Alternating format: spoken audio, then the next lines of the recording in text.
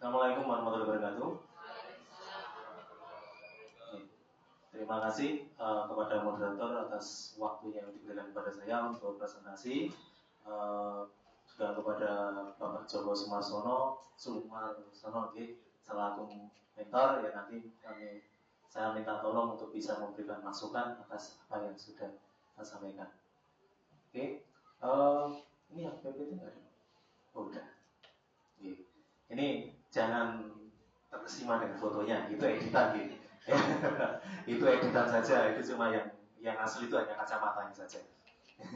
Di sini saya ingin menyampaikan tentang laporan orientasi saya, ya, laporan orientasi saya selama mengikuti kegiatan P3K ini selama hampir 2 minggu, ya, sampai 2 minggu.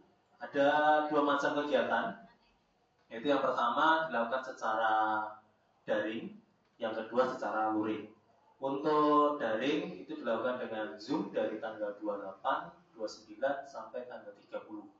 Terus kemudian pada luring itu nanti dimulai tanggal 31, kemudian sampai tanggal 6, dilanjutkan tanggal 7 Novembernya presentasi.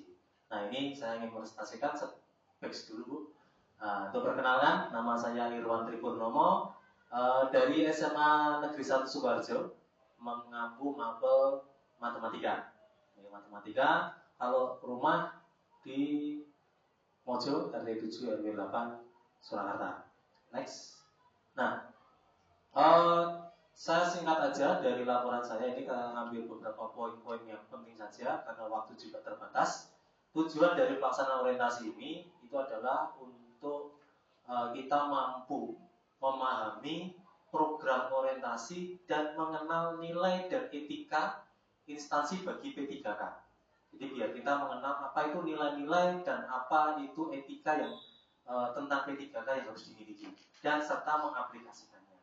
Kemudian lanjut.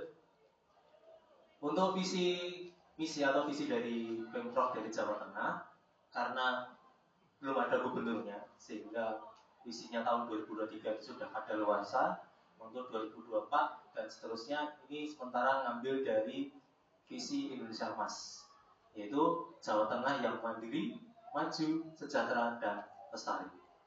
Untuk mencapai visi ini, maka jajaran di bawah dari Pemprov Jawa Tengah itu harus mensupport dengan cara membuat visi-visi juga dari Dinas Pendidikan, kemudian dilanjutkan ke sekolah-sekolah. Nah, ini visi dari OPD saya dari SMA Negeri 1 Sukoharjo untuk mencapai apa yang menjadi visi-visi dari Pemprov Jawa Tengah, yaitu unggul di bidang Intek dan Iptek berbasis lingkungan, ramah anak, serta berwawasan internasional. Lanjut. Nah, bagaimana bisa mencapai visi-visi itu? Maka setiap pegawai atau P3K atau guru ASN harus bisa membuat RHK. Nah, tujuannya adalah untuk jadi acuan biar nanti kedepannya itu biar tepat sasaran, orang cuma gaco jalan, gitu ya. Nah, ini RHK saya itu dari unit SMA Negeri 1 Sukoharjo, jabatan ahli pertama guru matematika, masa kontraknya 2023 sampai 2029. Ada 4 yang saya ambil, sebenarnya ada 6, saya cuma ngambil 4 saja, menyesuaikan durasi. Nah, dari 4 itu nanti akan dijabarkan satu persatu. Next. Nah, yang pertama, RHK yang pertama ini adalah terkelolanya, ini dari pimpinan yang terintervensi ya. Kelolanya pelaksanaan pembelajaran. Nah, pelaksanaan pembelajaran yang terlaksana. Nah, dari RHK saya itu terlaksananya pembelajaran melalui perencanaan dan perangkat penilaian atau asesmen yang mengacu pada KWSP. Jadi terlaksananya kegiatan pembelajaran. Nah, aspek yang diambil adalah kualitas, indikatornya adalah tingkat kehadiran. Ya, tingkat kehadiran di dalam kelas untuk meningkatkan kualitas pembelajaran dan mengacu pada KWSP. Nah, kata kuncinya adalah kehadiran. Jadi fokusnya ke situ. Targetnya ini saya ambil 50%, karena ini RHK saya ambil dari TW4 saja. Nah, kegiatannya yang pertama jelas untuk mengetahui kehadiran adalah melakukan presensi yang pertama. Yang kedua, selain melakukan presensi, memberikan motivasi biar anak itu mau masuk ke dalam kelas, semangat di dalam belajar di dalam kelas. Yang ketiga, mengingatkan akan kesepakatan bersama. ya, bahwa kesepakatan kita selama pembelajaran bagaimana, kehadirannya bagaimana, itu adalah kegiatan dan tahapannya. Yang berikutnya adalah outputnya, itu adalah berkurangnya siswa yang tidak hadir tanpa keterangan, gitu. Bukan hanya tidak hadir saja. Kalau sakit, saya tidak bisa kontrol. Kalau ada urusan keluarga, saya juga nggak bisa kontrol. Nah, kalau yang bolosan atau tanpa keterangan, nah ini nanti berkurang. Ya, syukur-syukur 0, ya 0%. Dengan dibuktikan adanya dokumen presensi, ya, presensi kehadiran. Nah, penerapan nilai akhlaknya itu yang pertama, yang melakukan presensi itu adalah saya melakukan presensi saat pembelajaran itu dengan jujur, jadi tidak ngapusi nyetranya. Kemudian tanggung jawab, cermat, disiplin, dan berintegritas. Ini sesuai dengan nilai akhlak pada akuntabel. Pada memberikan motivasi, itu penerapannya adalah saya memberikan motivasi agar siswa semangat dalam hadir di dalam kelas dengan ramah, kemudian dengan cekatan, dengan solutif, misalkan kalau ada pertanyaan bisa memberikan solusi, dan dapat diandalkan. Nah, ini masuk dalam nilai berorientasi pelayanan. Kemudian pada mengingatkan kesepakatan bersama, ini masuk dalam karena melakukan dengan ramah, cekatan, solutif juga masuk dalam berorientasi pelayanan. Lanjut. RHK yang kedua, ini saya ambil kompetensi kepala sekolah, guru, dan tenaga pendidikan yang fokus pada peningkatan kompetensi diri. Nah, yang kedua ini kompetensi diri yang saya ambil adalah sebagai peserta praktik baik. Nah, kemudian aspeknya kualitas. Nah, indikatornya tingkat kesesuaian sesuai pengembangan kompetensi. Kemudian targetnya 50%, kegiatannya menyusun jadwal. Nah, untuk temanya praktik baik ini kalau mengejar waktu maka ya saya mengikuti apa adanya. Ya, yang sesuai. Maksudnya tidak harus A, harus B, harus B. Saya ambil aja dari beberapa yang tema yang ada, saya ambil yang sesuai yang saya butuhkan saja. Kemudian yang kedua, melaksanakan kegiatan praktik baik sebagai peserta. Nah, kemudian outputnya meningkatnya kompetensi saya, baik pengetahuan maupun keterampilan, sesuai dengan materi yang diberikan. Jadi materi praktik itu apa? Nah, pengetahuan dan keterampilan saya bisa meningkat.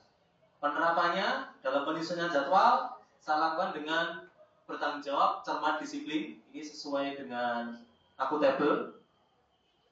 Juga menggunakan kekayaan negara seperti WiFi karena saya pakainya di sekolah gitu, WiFi, listrik dan sebagainya. Kemudian saya juga pada poin kedua waktu melaksanakan kegiatan itu dengan cara meningkatkan kompetensi diri untuk menjawab tantangan yang selalu berubah, yaitu masuk dalam kompeten.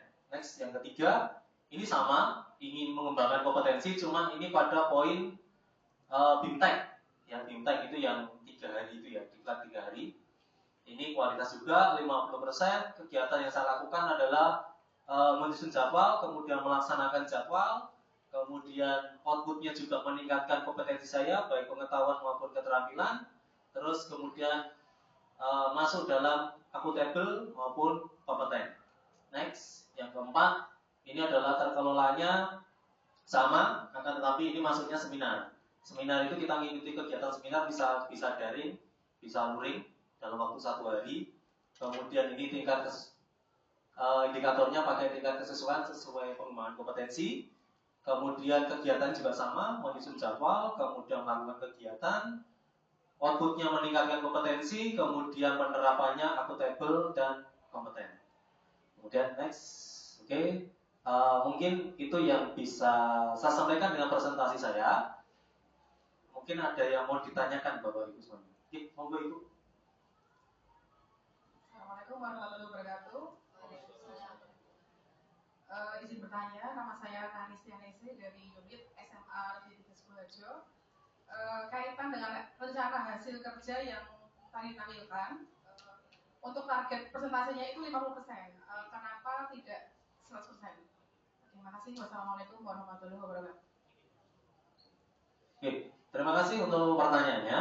Jadi RHK kalau dalam pemahaman saya itu kan ada 2 nih. Yang pertama dibuat dalam 1 tahun atau dalam 1 semester. Yang ini kan kalau dalam 1 semester TW3 sama TW4 memang targetnya itu adalah 100%.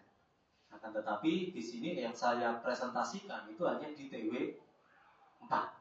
Sehingga saya hanya perlu melengkapi yang 50% saja. Jadi makanya saya pakainya di targetnya 50%, bukan 100%. Nanti kalau saya buatnya yang TW3 sama TW4 itu dalam jadi satu paket, nanti mau nggak mau ya jadinya 100%. Nah, ini berbeda dengan RHK yang panjenengan punya di PMM atau di kinerja. Kalau di kinerja itu kan ada dua nih. Targetnya untuk tahunan 100%, target realisasinya 50%. Nah, karena ini targetnya cuma satu, saya ambil target yang realisasi. Itu makanya saya pakai yang 50%. Mungkin itu bisa menjawab pertanyaan. Mungkin Mas Ibu ada yang ditanyakan lagi Bapak Ibu semuanya? Cukup ya. Terima kasih. Demikian presentasi saya. Sebelum saya tutup, ini ada sedikit pantun juga. Jadi semoga bisa menghibur kita semuanya. Bapak Kadir jadi petani, punya lahan ditanam jati. Presentasi berakhir sampai di sini. Semoga bisa memberikan sebuah arti. Terima kasih.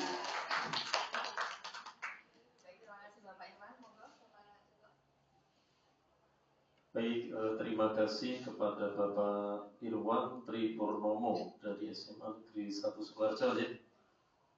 Kebetulan mata pelajarannya matematika. Bapak Irwan tadi telah mempresentasikan laporan orientasi nilai dan etika pegawai pemerintah Provinsi Jawa Tengah. Kalau melihat dari kesesuaian antara tujuan dan isi presentasi itu sudah sesuai ya, diawali dari latar belakang, kemudian tujuan termasuk manfaat, juga sampai di bagian pembahasan. Kemudian dari tampilan presentasi ini sudah cukup baik dan bisa menjelaskan apa saat melakukan presentasi. Kemudian terkait dengan validitas konten isi presentasi ini sangat valid ya, karena memang sudah sesuai dengan substansi materi yang harus dilaporkan. Lalu yang keempat terkait dengan cara penyampaian ini sudah cukup komunikatif ya dalam mempresentasikan hasil laporannya. Kemudian media ataupun pendukung yang digunakan itu sudah sesuai ya sama dengan tadi, yaitu menggunakan alat bantu media PowerPoint. Ya, saya kira ini evaluasi dari kami secara umum sudah sangat baik. Terima kasih. Baik, terima kasih kepada Bapak Irwan dan Bapak Joko. Baik Bapak Ibu, kita lanjutkan ke pemateri.